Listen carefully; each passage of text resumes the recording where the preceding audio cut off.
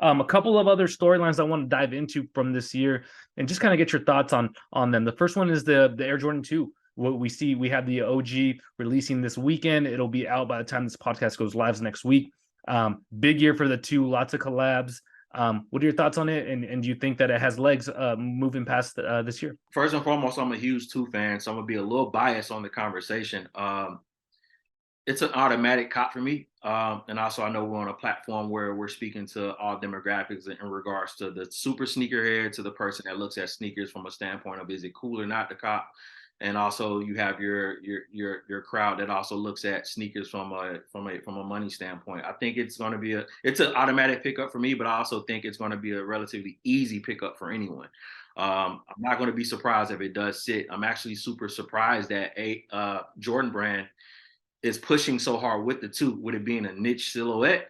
I know I used to push for like, yo, bring more twos back, bring more twos back. And mind you, we just had the conversation about, us living inside of because at the end of the day, sneakerheads, like super sneakerheads, we're entitled to a degree, and it's like, yo, give us more twos, give us more twos. But mind you, when they have to go into production, it's like, oh, we got to make enough for everybody to get them. So I saw a little bit too many twos come out this year. There were a lot of fire too. I actually have the Nina Chanel 2 is actually on my personal top 10 sneakers of the year. But mind you, like I said, I'm a big two fan. Not only is the silhouette, but it's also the person that worked on them and the storytelling that she did and her approach in general. But yeah, I mean, like I said, the OG Chicago 2, gotta have it. I think it's going to sit. But I also think there's nothing wrong with a shoe sitting. Like, I think we have to also change that narrative too. Like, it's okay for someone to go inside of a retail store and literally have that moment where they can pick up a shoe and say, do I like this or do I not like this? Because online isn't like, that's not the telltale of everything. Like, I can't fall in love with a shoe. And we're talking about think about Gen Z, to where it's like they never seen an actual two come out. Because mind you, we talk about the collabs that have came out that aren't even touchable, like, to the small towns where only a Foot Locker is located. So them going in and picking up a Jordan and saying, hey, do I like this or not like this shoe? They can't go and see a Monier 2 or Nina Chanel 2 at their standard Foot Locker to say, hey, do I love or not love this shoe? My approach in, the sneaker of the year conversation is all about like tomorrow's sneakerhead. It's like, how do we approach our conversation and how do we say our opinions based upon a way that we leave enough room for them to determine if it's a yay or nay? And I think at the end of the day, none of these answers are wrong. Like, there's no wrong answer. So I'm with the AJ2. Sign me up. I'm down.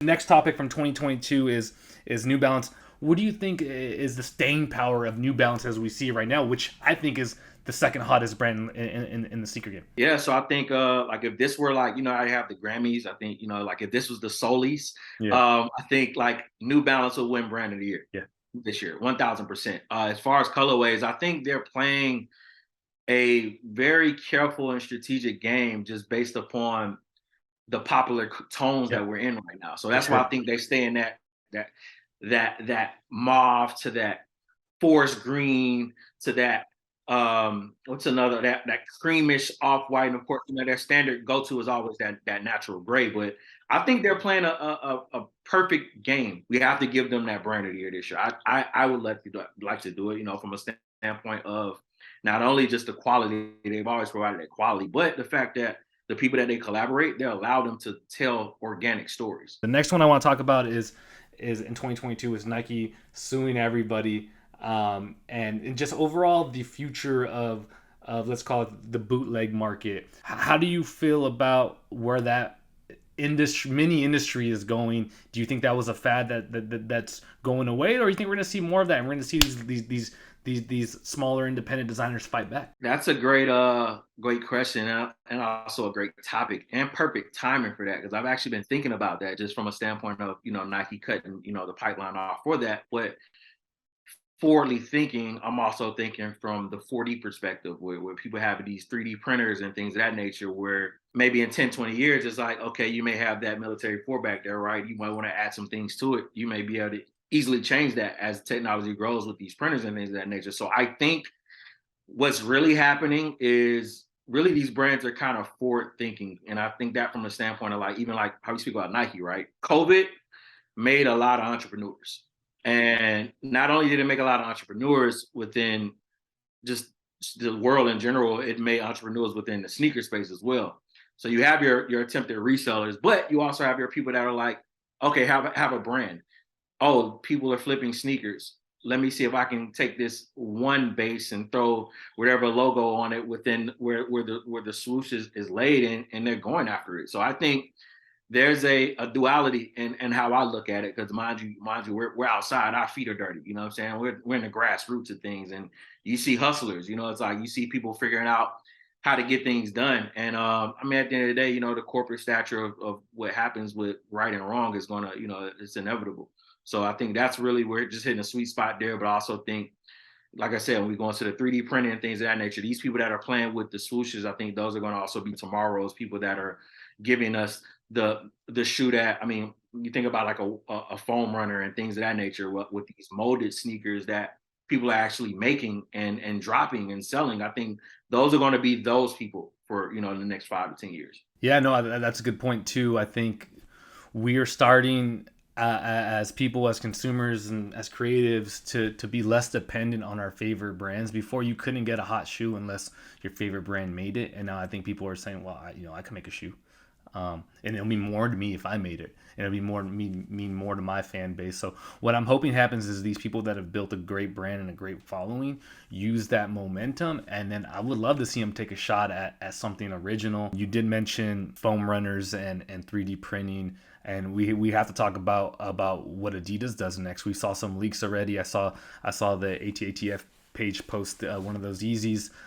What do you think the success is going to be like for those models without the Yeezy branding on them moving forward? Oh man, I think so. I've been kind of gauging just the interest in, being outside on a day-to-day basis. I haven't seen people stop wearing Yeezys. And I mean, I think it's a semantics conversation at this point. It's like, because Adidas did it with the Kobe, it's the same conversation. It's like, if people are in love with the design, I think they're going to still buy it. But then it's also like the group of people that he did upset, and the people that are upset, maybe they'll want to buy the sneaker now that his name isn't attached to the sneaker. So there's two ways to go about it. So I think we won't know until Adidas rolls it out. To be completely honest with you, I don't trust anyone that says I'm not buying any Yeezy until I see Adidas maybe drop the 750. Because if you guys let the 750 sit, then I think now it's a problem, because I think that's one of the sneakers that a lot of people want to see Adidas bring back on a standpoint of, during that Yeezy era. So I think it's like I said, even within the community, like I haven't seen the slow downness of the Yeezy at all. People are still wearing their Yeezys, or whatever you want to call them now. But I mean, the thing about it is, if you like a silhouette, you like a silhouette. Yeah, that makes sense. And do have a couple other things I want to look forward to. The rise of some of these smaller brands, right? You brought up a good point earlier about the way people are dressing right now and how certain brands are able to basically attach themselves to that overall aesthetic, the outdoors, the hiking, the earth tone color palette. Some of those brands that come to mind right now are some of these smaller brands again. Asics, Salomon, Crocs, Hoka. These brands have been steadily climbing the last few years. Like, I'm sure you've noticed that one or two people who are always ahead of the curve are rocking these years ago, and now you're starting to see them come more and more mainstream. Where do you think those brands go now that they're exploring collaborations, and you're starting to see people who are genuinely fashion people or stylists wear them? Do you think they're going to keep rising? Yeah, I think so. Now I think it's about, okay, you made the gauge and far as interest of just the standard people. Now I think it's about the right collaboration. The collaboration that's going to make a person a legit fan of whatever it is. So mind you think about the collaboration with Michael Jordan and Nike that made you a fan of whatever Michael touched. I think now it's about where they go from that standpoint now. At the end of the day, I think we're in a unique space where the internet has allowed everything to just be one market now. So it's kind of hard to pinpoint those said influencers that can literally change the trajectory on the needle of fashion, or the needle of demand, or the needle of influence. But I think a lot of these brands go within the space of picking the right collaborators, and also being, going left, throwing people off, because they're in a space where they can't mess up. Like a lot of big brands that we speak of, like the Nikes, or the Adidas, the Saucony, the New Balance, like their legal team isn't going to allow them to try different things. They're going to be real careful in that space. But like some of these smaller brands, they're in the space to really just try something. If it don't work, hey, it is what it is. We're a growing company, and we can continue to go. So I think they'll continue to grow. I think right now it's just about the perfect collaboration and with or what or who.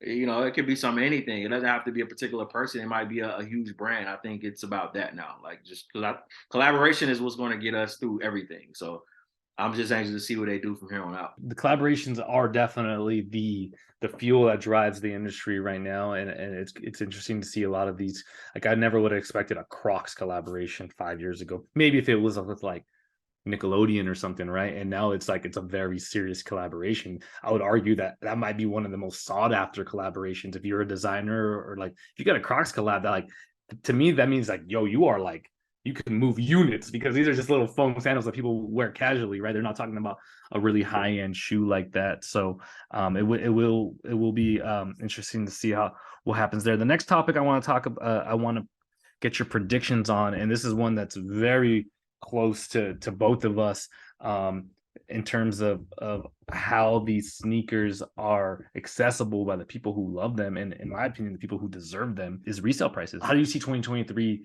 being for resale, knowing that there are more drops, more collabs, and more options? There's two sides to that. I think the great thing about it is, like I said, those original people that were always been in the sneakers or more so love sneakers for the art and not the money. We're able to buy what we want. This is a perfect time to go buy everything that you always wanted. If you have the liquid capital to do so. But um, I'm anxious to see. Like I'm sitting back watching, the bigger resellers, and they're being real picky on what they're buying up. And it's like okay, and also even from a standpoint of like you said, the price dropping. I know like there was a post up in the group, might have been yesterday or day before yesterday, but it was the high top frag Trav, right? I know at one point in time she was like $4,500. Now it's like I said I got literally let it sit for three, and I'm like, wow, that's kind of crazy. I didn't. I'm thinking like, yo, that's a steal. Me seeing, just scrolling within the group of the community, but it's just sitting there, and I'm like, oh, nah, this is getting a little scary. It's like, like what's going to happen? Like mind you, like I think we're flattening out, and I think there's a bubble that's about to burst, and I'm with that bubble bursting because, like you said, everything is full circle. So now it's a reset, and I think this is the reset we need, not only for the standard consumer, but I also think this is the reset that the brands need as well. Now, we saw with production being cut back, what was it, 30%, even though they had something to do with, the labor and all that overseas. But I think everything happens for a reason. So that allows us to reset. But I also see a lot of people that are transitioning out of sneakers and going into cards and things of that nature now. So I think there's a shift of things that are happening. And I think next year that we will see, there'll still be your hits and misses there from that standpoint of what sells and what does not sell. Because right now, like your cherry red 11, that shoe still has a lot of resale value Mhm. to it.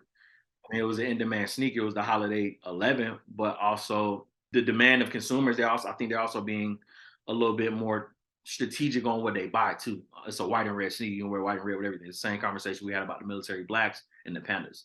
So I'm anxious to see where it goes. But I think time will tell. I think it's the economy, and I still think we'll still have those hits of those big booms of where a sneaker or so said reseller may go after whatever said sneaker to go buy up and resell for a high price. But I also think we'll have a lot of sneakers sitting next year. But at the end of the day, these brands really ultimately control it because if they cut on production, again, now it's like, okay, now we don't have enough sneakers out there. So our 10% sneakerhead, we're gonna go buy what we want to buy no matter what's going on. But now those new sneaker head guys that may have, came within the COVID season, now they're out of the way. Not out of the way, but now they're just out of luck. So now it's, it affects, what their prices in the aftermarket. Yeah, it's tricky because if you release too many, it sits and it's a brick. If you don't release enough, this brand sucks. They don't care about the consumers. All they care about is resellers. So it's a really tough balance to be the person. I don't want that guy's job who's deciding how many units of this shoe. This one they got right. I don't know how, because it kind of feels like, well, you know what? That's not true, because it was really hard for you to get a pair. But I was genuinely happy to see a lot of people get their pairs easier than I had to, right? So I think that like that was a nice test on like the problem that it has always been is I think brands were basing their units off of old formula based off of what it was doing a few years ago when we know things were more rare. I'm curious to see where that goes because there's nothing that I want more than people getting shoes for retail or shit, even better, below retail.